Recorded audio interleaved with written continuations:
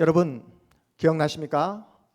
우리는 2025년도 전반기 때 사도신경에 대해서 배웠습니다. 사도신경이 뭐라고 했죠? 한마디로 사도신경이란 기독교 신앙의 핵심이다. 기독교 신자가 가져야 될 믿음의 기준이 무엇이다? 사도신경이다. 기독교 신자를 하면서 사도신경을 믿음으로 고백하지 아니하면, 그 사도신경을 믿지 아니하면 기독교 신자라고 말할 수 없다라고 우리가 함께 공부하고 배웠습니다. 오늘도 우리는 어김없이 예배하면서 믿음으로 사도신경을 고백했습니다.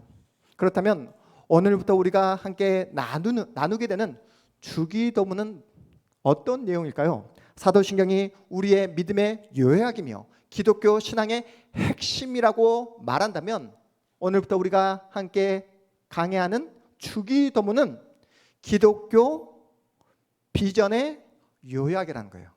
기독교 비전의 핵심입니다. 여러분, 비전이 무엇입니까? 앞으로 미래에 대한 소망이 비전이잖아요. 다시 말해, 미래에 대한 우리의 모든 소망이 어디에 담겨져 있다? 주기도문에 담겨져 있습니다.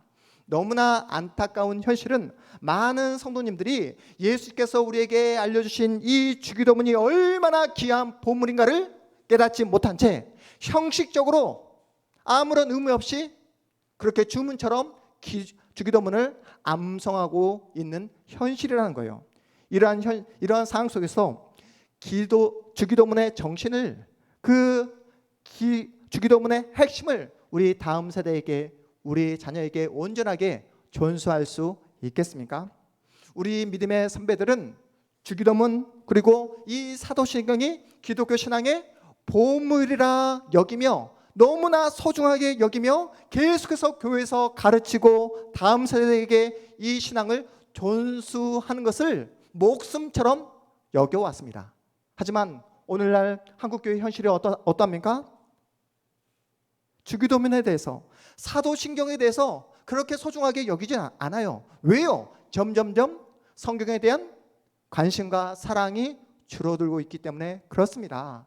이 강단에서 선포되어져야 될 신앙의 핵심, 성경의 그 핵심 본질을 강단에서 선포되어지는 것이 아니라 성도들의 니드에 맞춘다는 그러한 명목 아래 성도들이 점점점 성경에 대해서 멀어지고 자신들의 감정, 자신들의 기쁨, 자신들의 어떤 일시적인 어떤 행복에만 집중하고 있기 때문에 이 강단에서 본질에서 벗어난 그러한 말씀들이 계속해서 선포되어지고 있는 안타까운 현실입니다. 오늘부터 여러분과 함께 주기도문 강해를 시작을 하려고 해요. 주님이 알려주신 주기도문을 배운다는 것이 얼마나 귀합니까? 이번 강해를 통해 주님이 알려주신 그 주기도문을 통해서 주님을 더 깊이 알아가고 주님과 더 친밀한 관계를 만들어 나가는 복된 은혜 시간이 되시기를 주님의 이름으로 축복합니다. 주기도문은 기도 중에 기도예요. 주기도문은 기도 중에 기도입니다. 왜 주기도라고 말합니까? 예수님께서 제자들에게 몸소 직접 알려주신 기도이기에 주기도라고 불립니다. 주기도문은 마태복음 6장, 오늘 우리가 함께 읽었던 마태복음 6장과 누가복음 11장에 나오고 있습니다. 예수님이 제자들에게 어떤 배경하에서 주기도문을 알려주셨는지 그 배경에 대해서 함께 추적해 보도록 하겠습니다. 우리 누가복음 11장 1절 말씀, 누가복음 11장 1절 말씀 함께 읽어보겠습니다. 시작. 예수께서 한 곳에서 기도하시고 마치심에 제자 중 하나가 여짜오되 주여, 요한이 자기 제자들에게 기도를 가르친 것 같이 우리에게도 가르쳐 주옵소서. 뭘 가르쳐 달라고요? 기도를 가르쳐 달라고 그렇게 제자가 찾아와 요구하고 있는 내용입니다. 왜 예수님의 제자가 예수님께 찾아와서 기도를 가르쳐 달라고 했을까요? 예수님은 중요한 사역의 시기마다, 상황마다, 환경마다 무엇을 하셨다? 기도를 하셨습니다. 예수님은 언제나 기도로 사역을 시작하셨고 기도로 사역을 마치셨어요. 예수님이 공적인 사역을 시작하기 전, 공적인 사역, 공생애라고 하잖아요. 공생애를 시작하기 전 세례 요한에게 처음으로 세례를 받으실 그때도 예수님은 기도를 하셨습니다. 예수께서 기도를 하자 하늘이 열리며 하늘에서 이러한 음성이 들려옵니다. 너는 내 사랑하는 아들이라, 내가 너를 기뻐하노라 라는 이 음성이 하늘로부터 들려옵니다. 기도하실 때에 예수님이 누구신지 예수님의 신분을 확인받게 되는 거예요. 또한 기도를 하시자 예수께서 이 땅에 오신 이유가 무엇입니까? 우리를 위해 구원자 메시아가 되기 위해 이 땅에 오시지 않았습니까? 구원자 메시아로서 감당해야 될 그 성령의 모든 능력을 기도할 때에 받게 됩니다. 예수님은 모든 사역을 하기 전 기도를 하셨어요. 여러분이 잘 아시는 것처럼 예수께서 십자가 죽음 마지막 생을 마감하는 그 순간에도 무엇을 하셨습니까? 기도하셨습니다. 겟세마네 동산에서 무엇을 하셨다고요? 예수님은 기도를 하셨어요. 하나님을 향해 기도하심으로 십자가 죽음을 준비하셨습니다. 이 잔을 내게서 옮겨 주옵소서. 고통스러운 십자가 고난을 앞두고 땀이 핏방울이 되도록 기도하셨습니다. 그러나 내 온대로 하지 마옵시고 아버지의 온대로, 아버지의 뜻대로 되기를 원합니다 라고 기도하십니다. 예수님은 십자가에 못 박혀 죽음이 임박한 순간에도 기도하셨어요. 예수님이 십자가에 못 박힌 그 상태에서 7마디의 말씀을 하십니다. 그 7마디의 말씀을 우리는 가상칠언이라고 말하는 거예요. 가상칠언. 십자가 위에서 하셨다라고 우리가 믿고 성경에 기록된 7마디를 우리는 가상칠언이라고 그렇게 이해하고 있는데요. 온몸이 부서지고 피가 쏟아지는 그 상황 속에서도 예수님은 기도하십니다. 아버지, 저들을 용서하여 주옵소서. 자기들이 하는 일이 무엇인지 알지 못하나이다. 그리고 예수께서 십자가 위에서 마지막 생을 마감할 때 마지막 기도의 내용이 무엇입니까? 아버지, 내 영혼을 아버지 손에 부탁하나이다 하면서 숨을 거두십니다.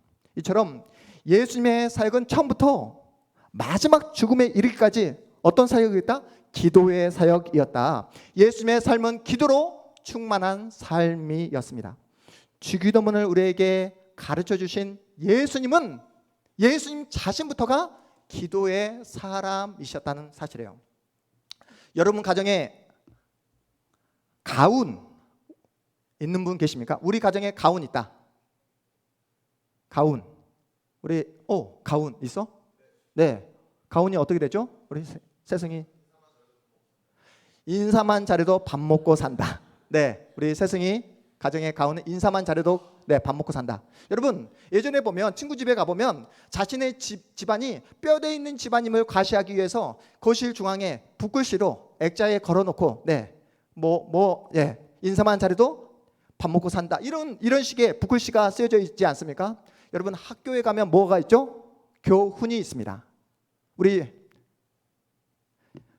집사님 회사에 가보면 뭐가 있죠? 사훈이 있잖아요. 사훈. 네. 사훈 없어요? 네. 김중관 집사님 사훈 있죠? 회사의 사훈. 네. 1년간 목표. 요즘은 그런가요?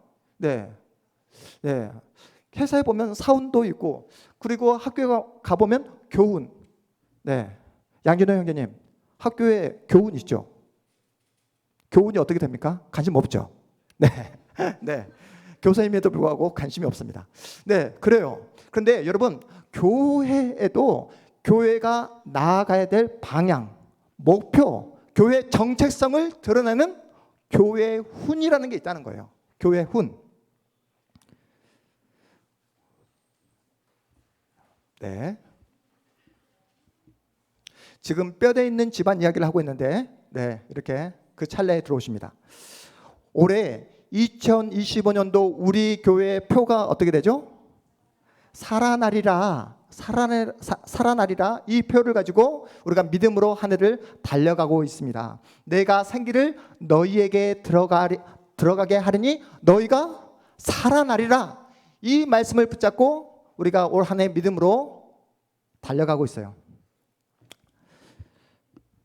여러분 어떻습니까? 우리는 매년 이 표를 바꾸고 있어요.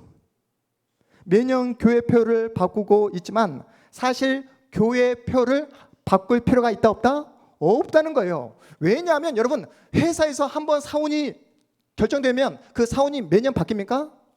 학교에서 교훈이 매년 바뀌냐고요? 바뀌지 않습니다. 이미 교회의 목표와 방향이 어디에 담겨져 있다고요? 주기도문에 담겨져 있습니다. 교회의 정체성 그리고 교회의 사명이 이미 주기도문에 담겨져 있기 때문에 다시 새로운 목표와 방향을 결정할 필요가 있다 없다? 없습니다. 교회가 이 땅에 존재해야 하는 그 세 가지 이유, 근거를 이미 주기도문에서 우리에게 알려주고 있습니다. 우리 한번 화면 볼까요? 교회가 이 땅에 존재하는 이유 세 가지. 첫 번째가 이유가 뭐라고요? 하나님의 이름이 거룩히 여김을 받는 것. 두 번째가 무엇입니까? 하나님의 나라가 임하는 것. 세 번째, 하나님의 뜻이 이루어지는 것. 이것이 바로 이 땅에 교회가 존재하는 이유이며 사명이며 정체성이라는 거예요. 이미 우리에게 하나님은 우리의 비전, 앞으로 나아가야 될 우리의 방향을 명확하게 주기도문을 통해서 알려주셨습니다. 이 땅에 주님의 교회로 서 있는 여러분 한 사람 한 사람이 주기도문의 정신과 주기도문의 그 비전대로 살아가고 있는지 한번 오늘 말씀을 통해 점검해 보자고요. 한국교회 많은 성도님들이 이렇게 말씀합니다. 예수를 믿어도 기쁨이 내 삶의 내 그 상황 가운데 찾아오지 않는다고, 예수를 믿지만 정말로 행복하지 않다고 대놓고 이렇게 이야기하고 있는 그런 현실입니다. 이유가 무엇입니까? 하나님의 약속, 하나님이 주신 비전 선언문인 주기도문의 정신대로 살아가고 있지 못하고 있기 때문에 그렇다는 거예요. 자신의 개인적인 꿈을 신앙이라는 이름으로 탈바꿈시켜 신앙생활을 하고 있기 때문에 그렇습니다. 그래서 예수를 믿어도 행복하지 않은 거예요. 늘 불안하고 답답합니다. 당연하지요. 자신의 결핍이 채워지지 않으니까요. 자신의 욕망이 현실로 펼쳐지지 않으니까 불안하고 답답한 것입니다. 하나님께서 그들의 기도에 응답해 주시지 않는 이유가 무엇인지 아십니까? 하나님의 약속이 아니기 때문에 그렇다는 거예요. 그들도 간절히 기도합니다. 통성으로 기도하고 금식 기도도 합니다. 산으로 올라가 그 산에 그 나무 뿌리까지 뽑으며 열정적으로 기도하지만 그들의 기도에 하나님이 응답해 주시지 않는 이유가 뭐라고요? 하나님의 약속이 아니기 때문에. 자신의 욕망을 기도라는 형식에 투영시켜 그저 종교적 몸부림에 불과하기에 하나님은 그들의 기도에 응답하시지 않습니다. 기도는 하나님과 거래하는 시간이 아니에요. 기도란 하나님께 무언가를 얻어내기 위해 하나님과 딜하는 그런 시간이 아니라는 거예요. 기도는 하나님과 소통하는 시간입니다. 아버지의 마음과 나의 마음이 만나는 시간이에요. 기도를 통해서 우리는 하나님이 누구신지, 그리고 우리 하나님이 어떤 분이신가를 우리는 알아갑니다. 그래서 여러분, 기도가 깊어진다는 그 의미가 무엇인지 아십니까? 기도가 깊어지고 있어. 요즘 우리 집사님의 기도가 깊어지고 있어. 그 깊어진다는 그 의미가 무엇인지 아시겠습니까? 바로 하나님을 더 깊이 알아가고 있다는 사실이에요. 하나님이 누구신지, 하나님의 약속이 무엇인지, 하나님께서 나에게 무엇을 요구하시는지 더 깊이 알아간다는 그런 의미입니다. 우리 동탄 한마음교회 성도님들은 자신의 욕망이나 결핍을 신앙이라는 이름으로 하나님 앞으로 나아가는 것이 아니라 하나님의 약속, 오늘 우리에게 주신 이 주기도문이라는 이 비전을 붙잡고 하나님 앞으로 나가는 복된 성도들 다 되어주시기를 주님의 이름으로 축복합니다. 그래서 예수님은 우리에게 주기도문을 통해서 바른 기도가 무엇인지를 보여주고 가르쳐주고 계시는 거예요. 주기도문의 그 구조를 분석해 보면 다음과 같습니다. 우리 구조 분석 한번 볼까요? 네. 주기도문, 우리가 함께 오늘 말씀을 읽었던 마태복음 6장 9절에서 13절 여러분이 암송하고 있는 주기도문의 구조를 분석해 보면 이렇게 총 4가지로 나오게 됩니다. 부른말, 그리고 두 번째가 하나님을 위한 청원, 세 번째가 우리를 위한 청원, 네 번째 송영, 마무리한다는 것이죠. 이렇게 4가지로 나눠지게 됩니다. 여러분의 주보 칼럼에 제가 다 적어 놓았습니다. 여러분, 부른말이 무엇입니까? 부른말, 처음으로 누군가를 부르는 거예요. 누구를 부르고 계십니까? 부르고 있죠? 하늘에 계신 우리 아버지요, 우리의 기도를 들어주시고 우리의 기도에 응답해 주시는 하나님이 누구신지, 우리의 믿음의 대상이 누구인가를 확실하게 분명하게 말하고 있는 거예요. 누구입니까? 하늘에 계신 우리 아버지라고 분명하게 밝히고 있습니다.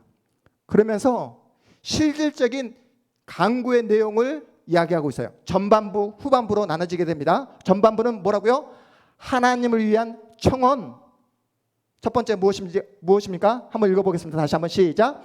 당신의 이름이 거룩히 여김을 받으시오며, 두 번째, 당신의 나라가 임하시오며, 세 번째, 당신의 뜻이 하늘에서 이루어진 것 같이 땅에서도 이루어지이다. 여러분 보십시오. 전반부 하나님을 위한 청원에서 이 모든 3가지 청원은 몇 인칭으로 되어 있죠? 세성아, 몇 인칭? 1인칭, 2인칭, 3인칭 우리가 학교에서 배웠잖아요. 몇 인칭? 당신의, 당신의 2인칭으로 나타나 있습니다. 하나님 당신의 이름, 하나님 당신의 나라, 하나님 당신의 뜻, 2인칭으로 이루어져 있어요. 그렇다면 세 번째, 우리를 위한 청원. 첫 번째부터 읽어보겠습니다. 시작.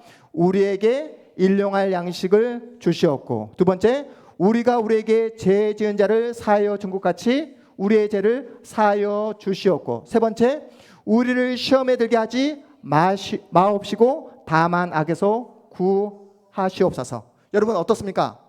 우리를 위한 청원에서는 인칭이 몇 인칭으로 이루어져 있습니까? 몇 인칭? 몇 인칭?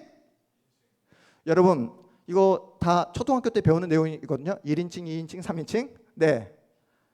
I, we 다 1인칭이죠. you 2인칭, he, she, it 3인칭이죠. 그래서 우리를 위한 청원은 모두 다 1인칭, 우리로 그렇게 이루어져 있습니다. 중요한 내용은 여러분 보십시오. 하나님을 위한 청원, 우리를 위한 청원을 보았을 때 어떤 말씀이 여러분의 머릿속에 확 다가오시죠? 마태복음 6장의 말씀이 머리에 떠오르셔야 되는데, 우리 다음 화면 볼까요? 다음 화면 보십시오. 전반부 하나님을 위한 기도는 마태복음 6장 33절에서 너희는, 우리 읽어보겠습니다. 시작. 너희는 먼저 그의 나라와 그의 의를 구하라. 이 말씀을 예수께서 요약하신 거예요. 주기도문의 내용을. 하나님의 이름, 하나님의 나라, 하나님의 뜻이 이루어지기를 원합니다. 이 내용이 뭐라고요? 바로 너희는 먼저 그의 나라와 그의 의를 구하라. 그리하면 너희에게 이 모든 것을 너희에게 더하시리라. 이 말씀이 어디에 나타나 있다고요? 주기도문의 후반부, 인간을 위한 기도. 이렇게 하면 우리의 양식, 우리의 재용소, 우리를 시험과 악에서 구원해 주겠다라고 약속하고 있는 내용입니다.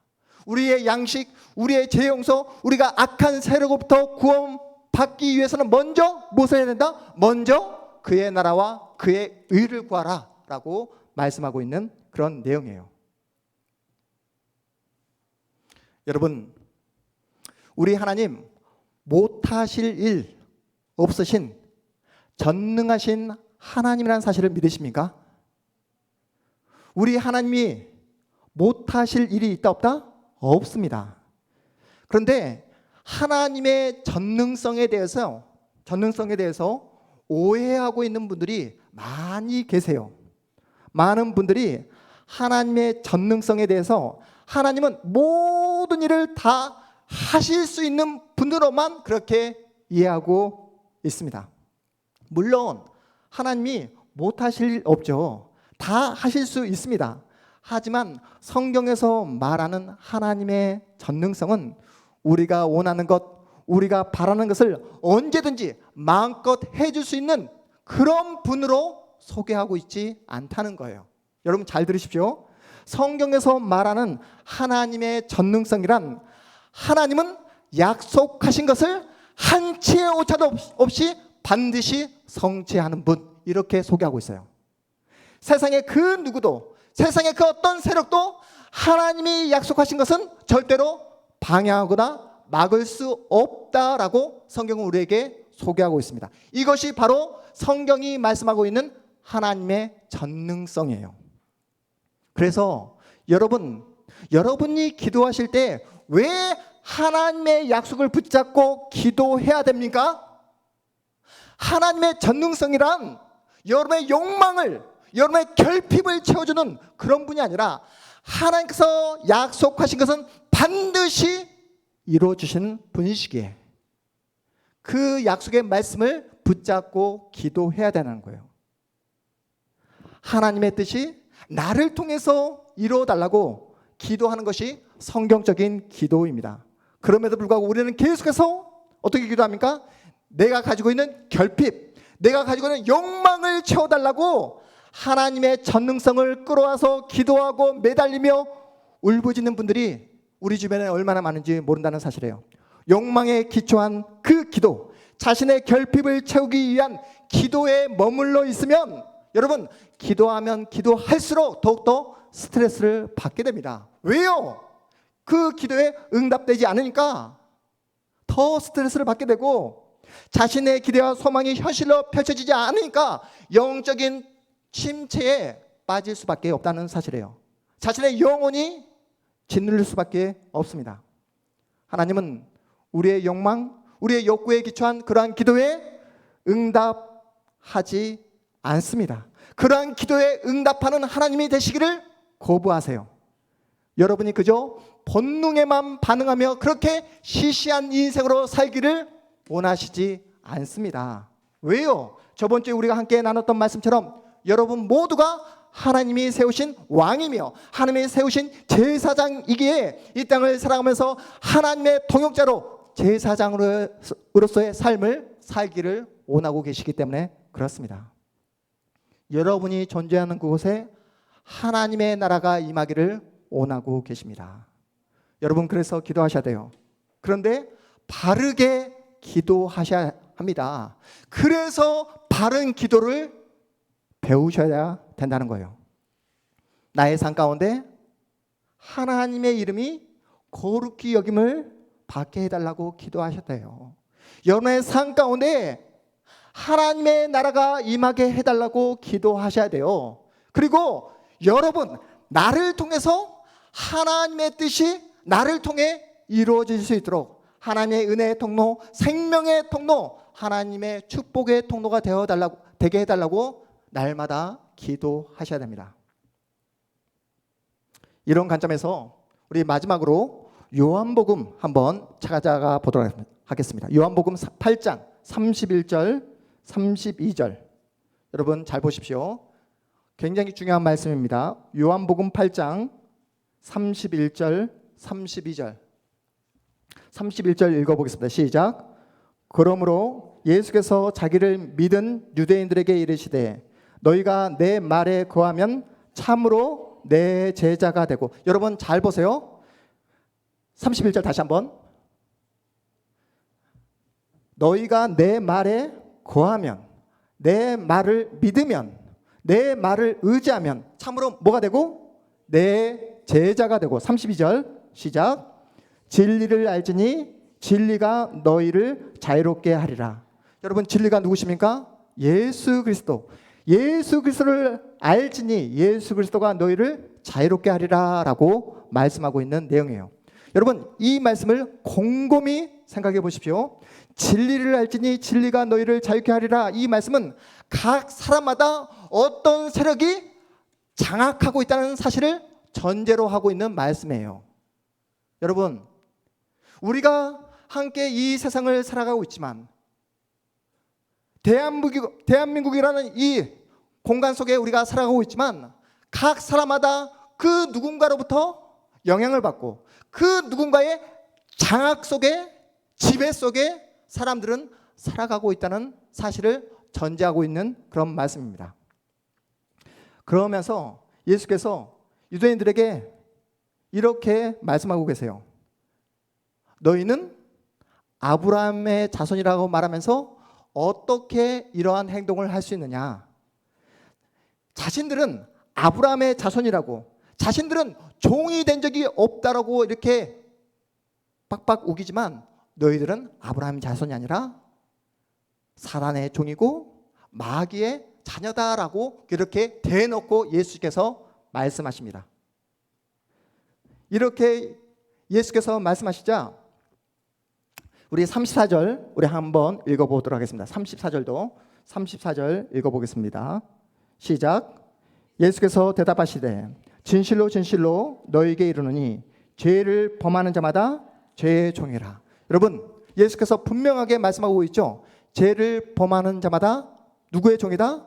죄의 종이다. 죄의 소속이다. 너희들은 죄의 장악 속에서 놀아나고 있기 때문에 죄를 지을 수밖에 없다라고 분명하게 말씀하고 있는 내용이에요. 한마디로 너희들이 살아가는 인생의 삶의 행태, 모습, 그런 행동 하나하나를 보니까 너희들은 죄의, 사단의 자녀이며 종이라는 사실이 너희 행동을 통해, 마음을 통해 이미 증명되어져 가고 있다, 보이고 있다라는 그런 예수님의 말씀입니다. 그러면서 예수께서 더욱더 구체적으로 이런 말씀하시죠. 우리 40절에서 44절까지의 말씀도 한번 읽어보겠습니다. 40절에서 44절까지의 말씀 우리 천천히 읽어보겠습니다. 시작.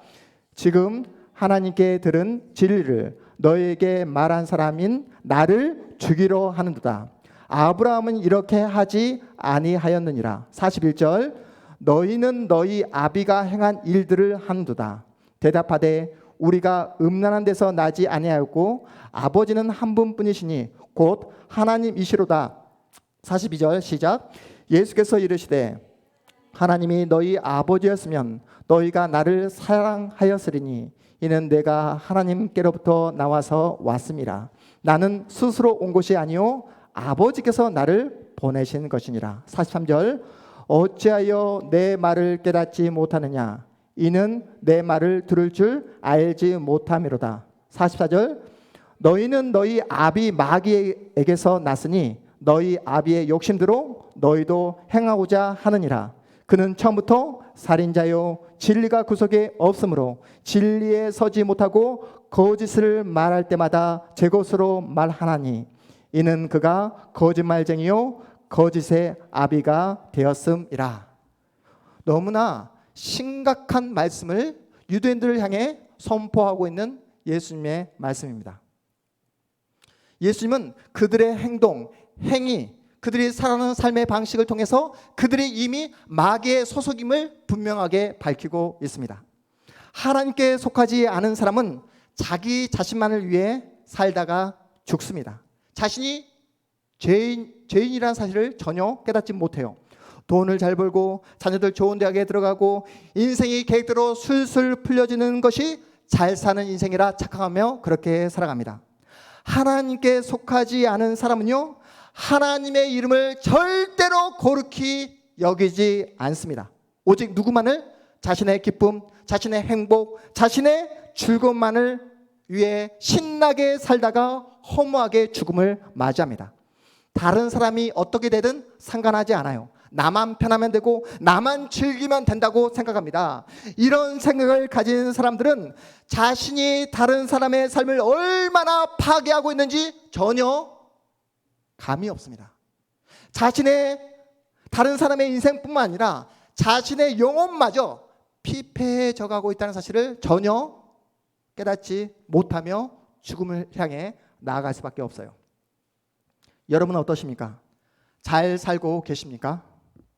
여러분의 존재 때문에 그 누군가가 괴로워하는 사람이 있을 수 있다는 생각 해 보셨습니까? 내가 존재함으로 그 어디선가 나의 존재 때문에 힘들어하고 괴로워하고 고통스러워하는 사람이 있을 수 있다라는 생각을 하는 순간 머리가 쭈뼛 세워지지 않습니까? 주기도문은 이렇게 허무하게 살다가 죽을 수밖에 없었던 우리에게 마귀의 통제와 마귀의 지배를 받다가 죄만 짓다가 영원한 죽음에 빠질 수밖에 없는 우리를 향해 주님이 주시는 자유와 영광이 무엇인지를 알려주는 길, 방향, 목표를 제시해 주고 있는 그 기도의 내용이 주기도문입니다. 왜냐하면 주기도문을 통해서 예수님을 만나고 예수님과 교제하며 예수님과 참된 사랑을 나눌 수 있기 때문에 그렇습니다. 교회가 건강해지기 위해서는 여러분 무엇을 해야 될까요? 바로 주기도문의 정신을 회복해야 한다는 거예요. 교회가 부흥을 맞이하기 위해서는 어떻게 해야 됩니까? 교회가 개혁되기 위해서는 어떻게 해야 됩니까? 다시 주기도문을 배워야 한다는 사실이에요. 교회 부흥이 무엇입니까? 그저 사람 숫자가 늘어나는 것이 교회 부흥이 아니라고 지난주에 말씀드렸잖아요. 교회에 나왔지만 예수님과 상관없는 사람이 절반이 넘는다라고 지난주에 말씀드렸습니다. 교회 부흥이란 그저 숫자만 늘어나는 것이 교회 부흥이 아니라 바로 주기도문의 정신을 회복하는 것이 바로 교회의 진정한 부흥입니다.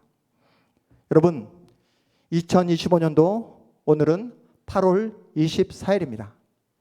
1월부터 시작해서 8월 24일까지 여러분 최선을 다해 열심으로 달려오셨을 것입니다. 그렇다면 지금까지 하나님 앞에서 얼마나 엎드려 간절히 기도하셨습니까? 하루에 몇 분이나 하나님과 독대하셨습니까? 기도를 많이 할 때도 있었을 것이고 기도를 전혀 못하실 때도 있었을 것입니다. 기도를 많이 할 때와 기도를 전혀 못했을 때 그 차이점은 어디에 있을까요?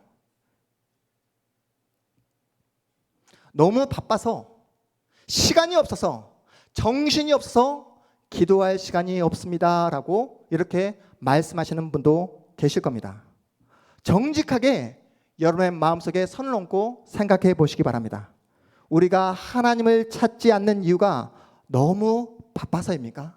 정말로 시간이 없어서 하나님을 찾지 않는 것입니까? 아니잖아요. 하나님이 살아계시다는 사실이 내 마음에 크게 와닿게 되면 아무리 바쁘고 아무리 정신이 없어도 살아계신 하나님을 바라보며 기도할 수밖에 없습니다. 그러나 내 마음속에 하나님에 대한 친밀감이 사라져버리고 하나님의 살아계심이 전혀 느껴지지 않게 된다면 아무리 시간이 많아도 절대로 하나님을 찾지 않습니다. 사람은요. 여전히 많이 덥죠. 지금도 30도가 넘어가는 무더위가 계속되고 있습니다. 하지만 서서히 성큼성큼 풍성한 가을이 우리에게 찾아오게 될 것입니다. 주기도문 강해를 시작하면서 여러분에게 간절하게 촉구합니다. 주기도문을 우리가 함께 배우고 함께 익힘으로 우리의 메마른 심령 가운데 성령의 단비가 내려지기를 주님의 이름으로 축복합니다.